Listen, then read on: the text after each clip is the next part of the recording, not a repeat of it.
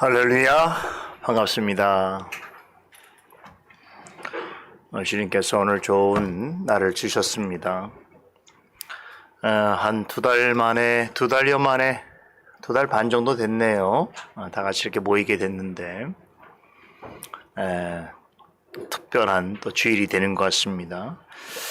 오늘 주일의 공식, 우리 모임 첫 번째 순서로 시편 해설 함께 나누도록 하겠습니다. 시편 119편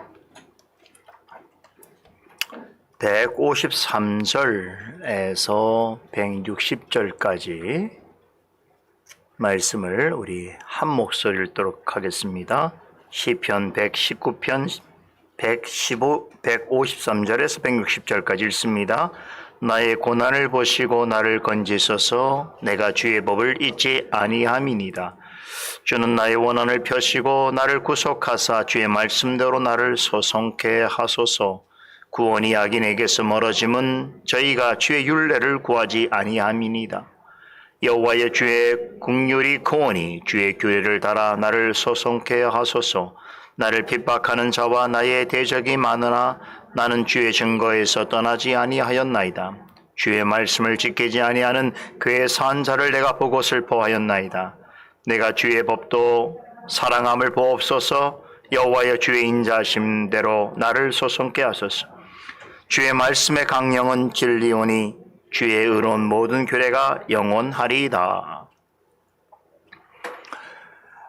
우리 교육관에서도 잘 보고 있죠. 네. 오늘은 본 시편 119편의 20번째 단락 내용입니다. 지난주에 우리가 살펴봤던 145절로부터 152절까지의 19번째 단락의 전체 교훈이 기도와 깊은 관련이 있다, 이런 말씀을 드렸는데, 오늘 살펴보게 되는 20번째 단락에서 시인은 더 애통함으로 깊어지는 기도를 드리고 있습니다. 오늘 단락은 나의 고난을 보시고 나를 건지소서라고 하는 탄원으로 시작되고 있습니다.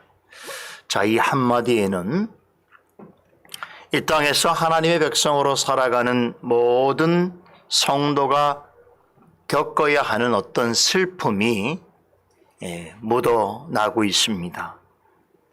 세상은 믿는 자를 늘 미워하지요. 불신자들은 조롱합니다. 원수들은 쉬지 않고 시험하고 공격합니다. 때로는 자기 자신의 죄악과 불의 때문에 하나님의 징계를 받습니다. 죄의 삭신, 죽음이 주는 두려움으로 고통을 겪기도 합니다. 이런 이유 때문에 우리가 잘 아는 야고보 말년에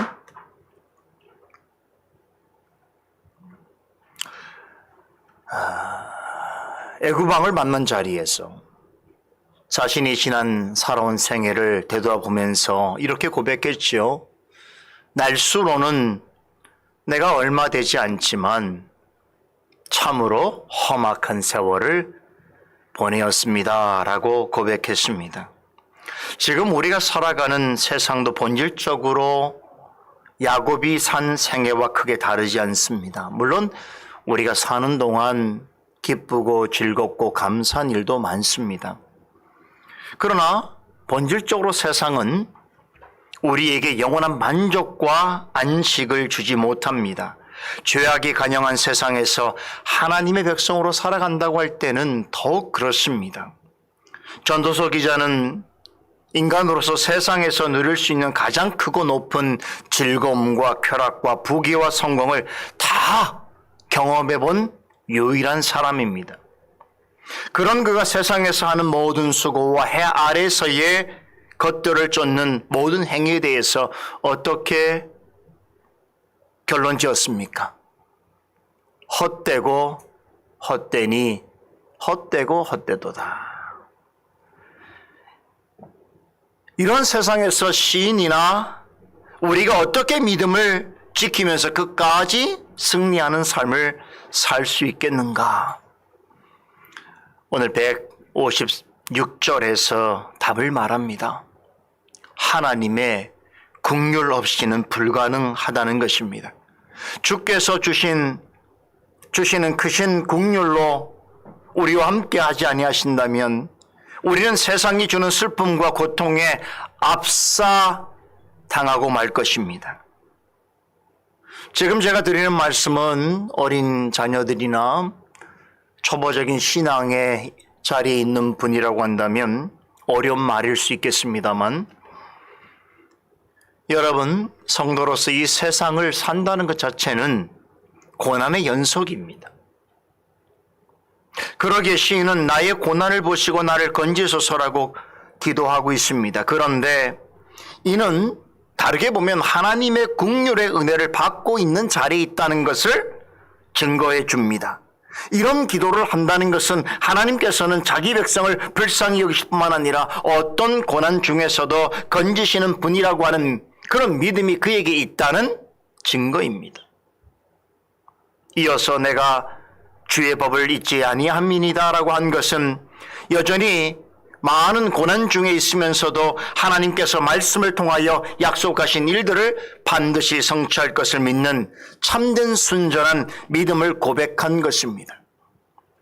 그러한 믿음을 가졌기에 154절에서 주께서 나를 구원하여 주시사 나를 살려주실 것이다 라는 확신에 찬 기도를 드릴 수 있게 되었던 것입니다.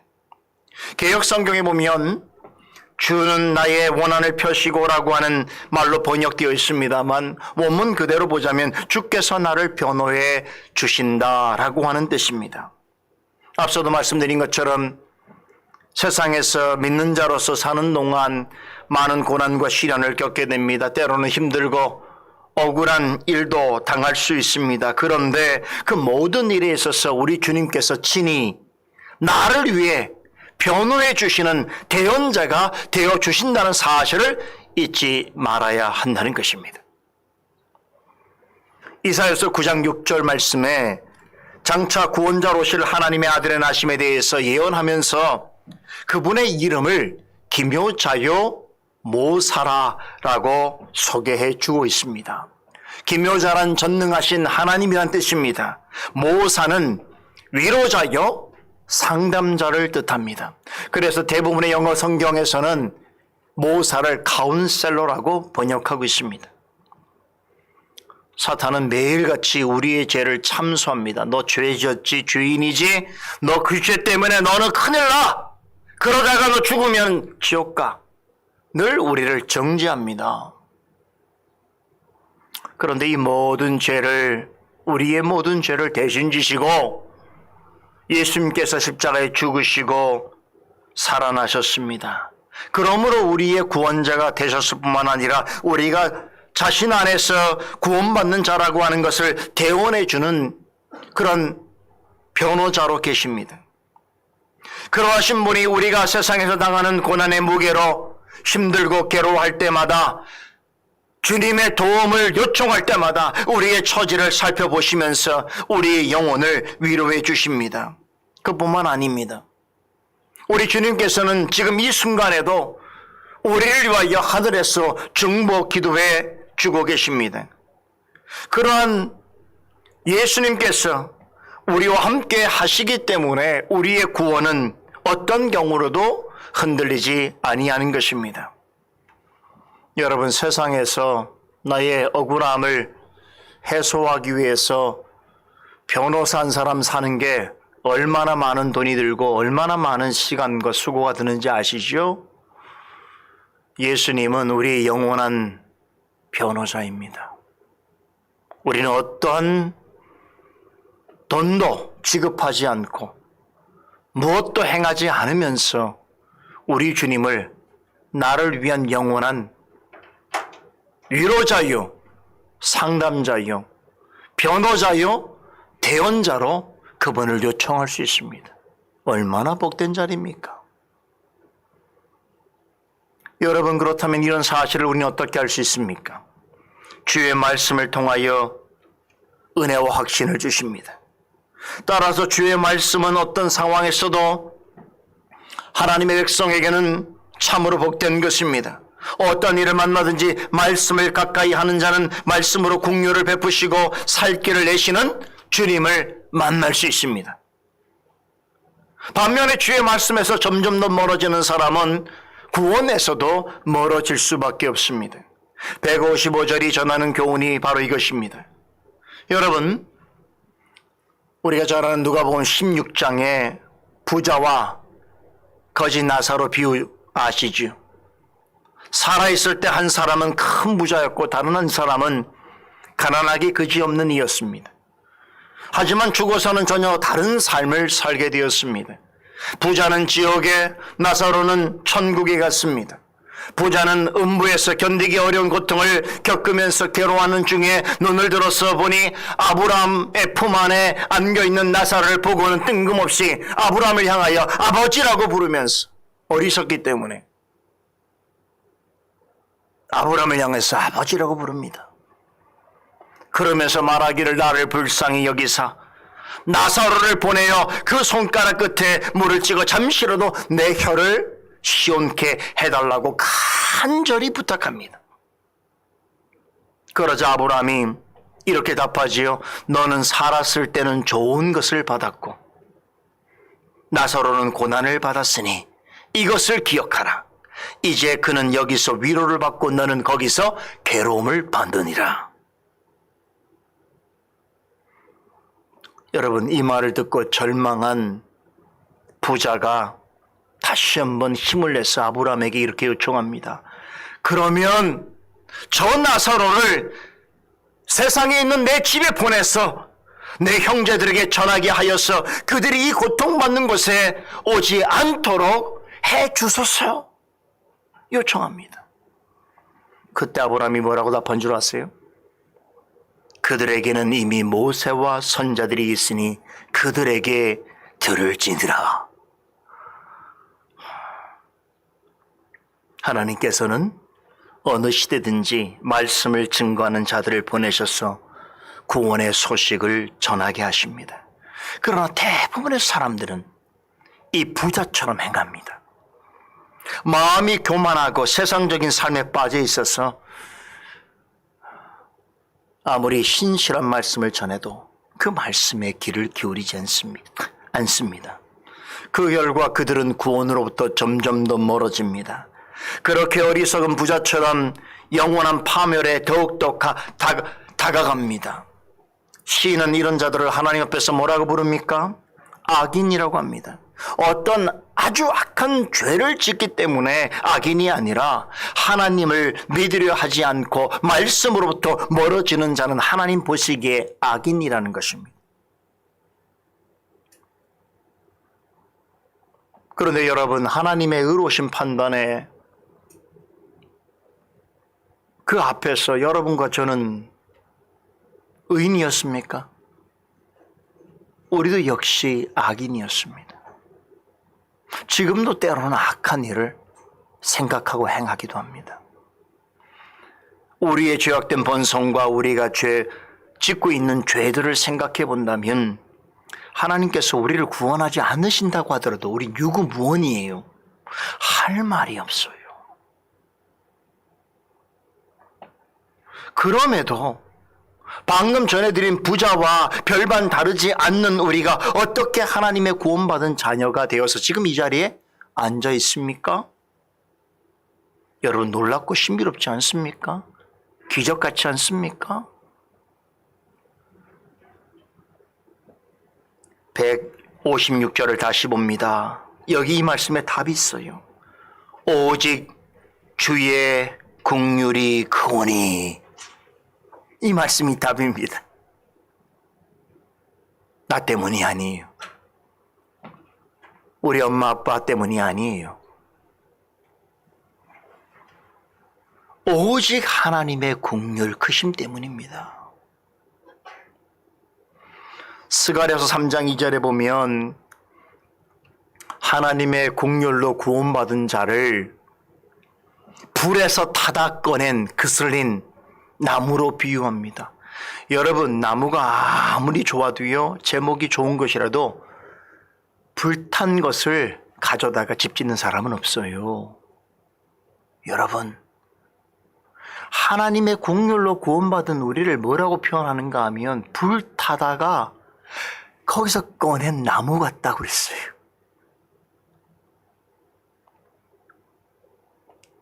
여러분, 이 말은 뭘 얘기하는 겁니까? 하나님의 긍휼로 우리를 구원해 주지 않으셨다면 불에서 타다, 여러분 불 속에 던져져서 없어질 인생 같은 존재였다는 것이지요. 그렇게 허물과 죄로 죽었던 우리를 살리신 것입니다. 그리하여 이제는 하나님의 자녀가 되었습니다. 이 모든 일은 오직 크신 하나님의 긍휼로 말미암은 것입니다. 하나님께서는 지극히 크신 긍휼로 독생자이신 예수님의 십자가 죽음, 고난과 죽음을 통해서 우리를 살려주셨을 뿐만 아니라 주님의 약속의 말씀으로 인하여서 날마다 그리스도 안에서 살아가게 하십니다. 156절은 성령의 특별한 은혜로 이러한 깨달음을 얻은 성도의 기도인 것입니다.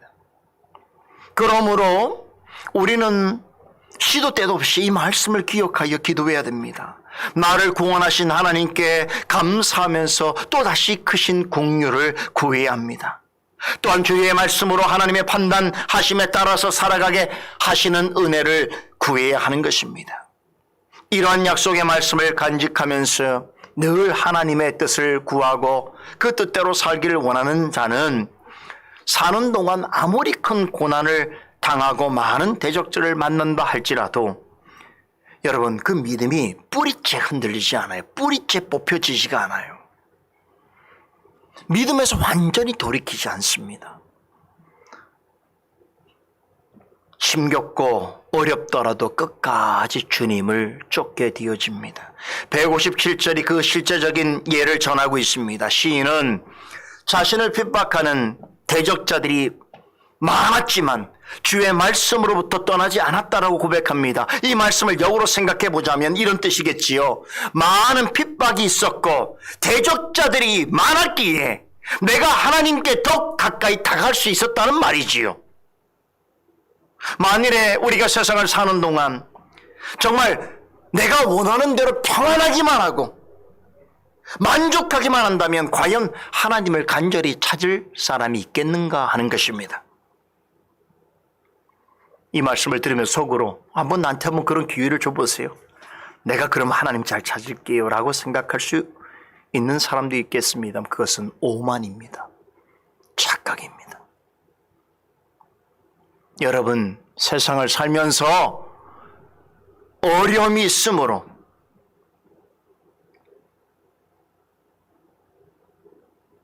하나님을 더 의지하는 것입니다.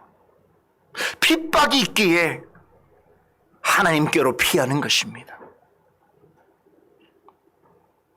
그런 점에서 시편 119편 71절에서 말씀하신 고난당하는 것이 내게 유익이라, 이 말씀은 세상에서 고난의 삶을 사는 성도에게, 모든 성도에게 실제로 적용되는 진리입니다. 믿지 않는 사람들은 어려움이 오면 하나님을 떠나고 말씀으로부터 멀어집니다. 그 일을 가장 먼저 해요.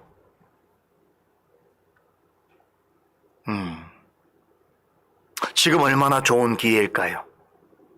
코로나 사태가 지속되고 있지요. 경제적 상황이 어려워지고 있지요. 원하는 일들이 잘 되지 않죠. 마음에 근심이 쌓이지요. 이럴 때 믿지 않는 사람들이 할 수 있는 가장 첫 번째 일이 뭘까요? 창조주 하나님을 부정하고 말씀을 듣지 않고 구원에서 멀어지는 것이죠. 그런데 믿는 자들은 오히려 큰 어려움을 만나면 하나님께 더 바짝 달라붙게 되어집니다. 말씀을 더 강하게 붙잡습니다. 그래서 진실한 성도는 어떤 공통점이 있냐면, 여러분, 전체적으로 집단적으로 혹은 개인적으로 어려움이 있을 때 말씀의 은혜를 더 크게 누릅니다. 놀라운 일이에요. 이건 참 큰 역설이에요. 가장 어려운 순간에 가장 큰 은혜를 누리는 자예요.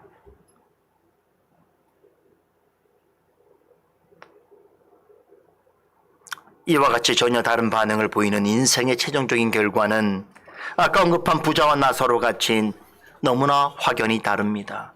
어떤 일을 핑계 삼아서 하나님과 말씀으로부터 멀어지는 자는 마지막 날에 부자처럼 음부의 고통 가운데 처해지게 될 것이나, 어떤 고난 중에서도 하나님과 말씀을 가까이 하는 자는 살아서나 죽어서나 구원과 영생의 즐거움을 경험하게 될 것입니다. 이 사실을 너무나 잘 알기에 시인은 자신을 핍박하는 자들과 대적자들이 많으나 나는 주의 증거들로부터 떠나지 아니하였다라고 오히려 목소리를 높이고 있는 것입니다. 그러나 그럼에도 하나님의 백성 입장에서 언제나 하나님을 외면하고 말씀을 멀리하는 자를 지켜보는 것이란 결코 마음 편할 일이 아닌 것입니다. 시인은 그런 마음을 158절에서 전합니다. 주의 말씀을 지키지 아니하는 괴산 자들을 볼 때 매우 슬펐다라고 자백합니다. 여러분, 만일 여러분의 가족 중에 혹은 친구 중에 혹은 예수 믿기 전에 가까이 지내던 사람 중에 유독 하나님의 말씀을 멸시하고 여러분의 신앙과 여러분이 속한 교회에 대하여 아주 냉담하게 반응하고 가혹하게 비방한다면 여러분의 마음은 어떻겠습니까? 하나님의 자녀라도 그런 사람을 볼 때, 그런 사람을 만나면 슬프고 괴로운 마음이 드는 것은 어찌할 수 없습니다. 예수님도 그리하셨습니다.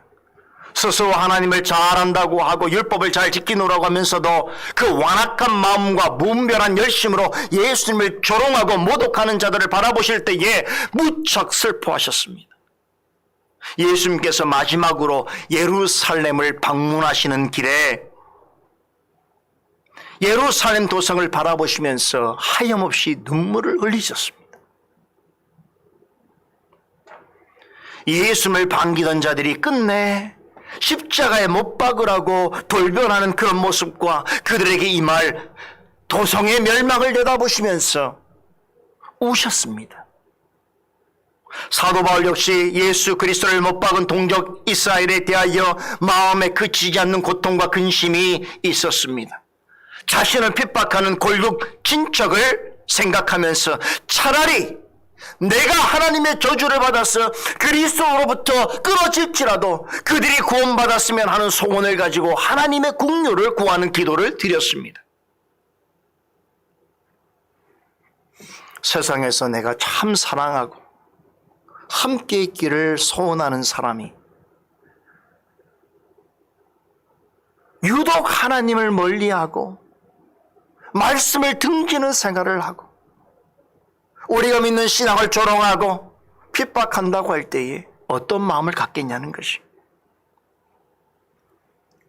여러분, 하나님의 사람이라면 아무리 내가 힘들고 누군가를 통하여 힘들고 고통스럽다고 하더라도 야, 저 사람 심판받으면 좋겠다, 그냥 지옥불에 확 내던져졌으면 좋겠다라고 생각할 수 있습니까? 없습니까?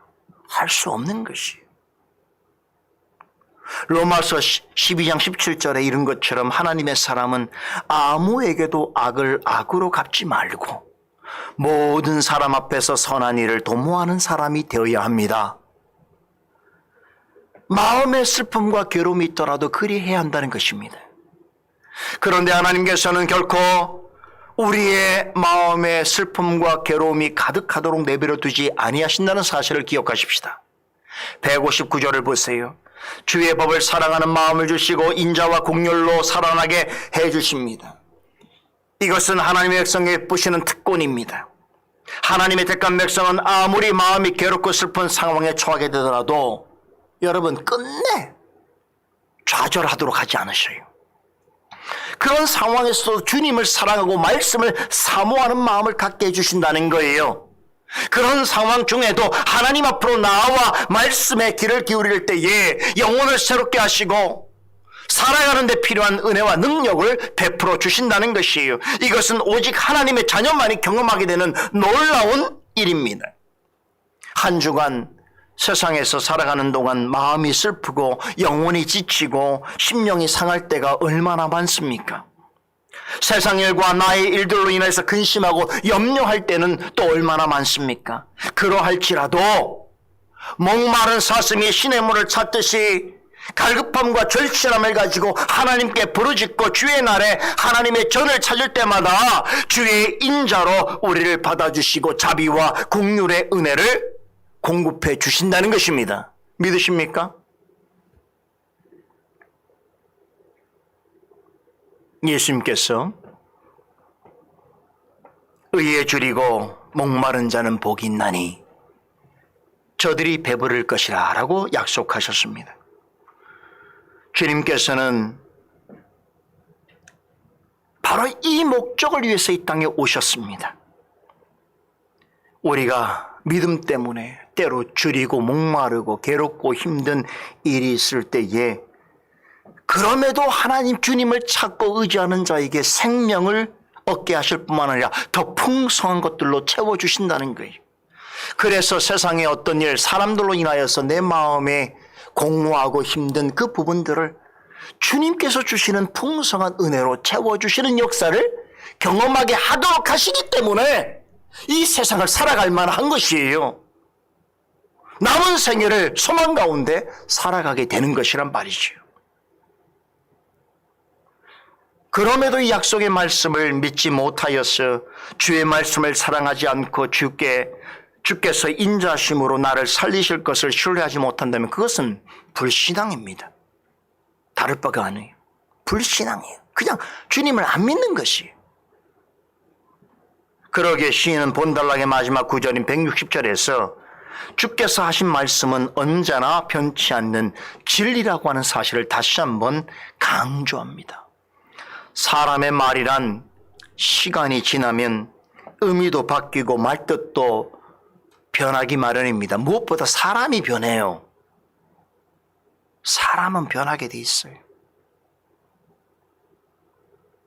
그러나 하나님의 말씀은 어느 때든지 어느 시대든 절대로 변하지 않습니다. 그래서 진리라고 말하는 것입니다. 시인은 이런 의미를 담아서 하반절에서 주의 의로운 모든 규례가 영원하리다라고 고백하면서 오늘 본문을 마무리하고 있습니다. 하나님 말씀은 내용뿐 아니라 말씀의 성격과 그것이 이루어지는 결과에 있어서도 영원히 의로우며 절대로 변치 아니한다. 그러한 말씀을 전하고 들으며 배우고 확신하며 이해하고 깨닫는 자리에 있다는 것은 하나님의 풍요로운 긍휼하심과 자비하심의 은혜를 입고 있는 하나님의 택한 백성이다라는 것을 나타내는 부정할 수 없는 증거요 진리라는 것입니다. 오늘 우리는 그런 은혜를 입은 자들로서 이 자리에 주님을 예배하는 자리에 초청받았습니다. 혹마음에 어떠한 어려움과 근심이 있을지라도 주님께서 그 마음을 아시고 헤아리시며 더 좋은 것으로 풍성히 채워주실 것입니다. 마음의 문을 열고 주님 앞에 나아가 예배하는 우리 모두 되십시다. 기도하겠습니다. 언제나 은혜와 긍휼이 풍성하신 하나님, 오늘 시편 기자가 고백하는 그 생의 고난 정도는 아니지만 우리도 큰 어려움의 시대의 상황 가운데 있습니다. 그러나 오늘도 기회를 또 주셔서 함께 예배당에 모여 예배하게 됨을 감사드립니다. 하나님, 오늘도 주신 말씀 마음에 담고 주님을 예배하길 원합니다. 그러한 성도들 마음 가운데 필요한 대로 채워주시고 풍성한 것으로 더하여 주시옵소서. 예수 그리스도 이름으로 기도드리옵나이다. 아멘.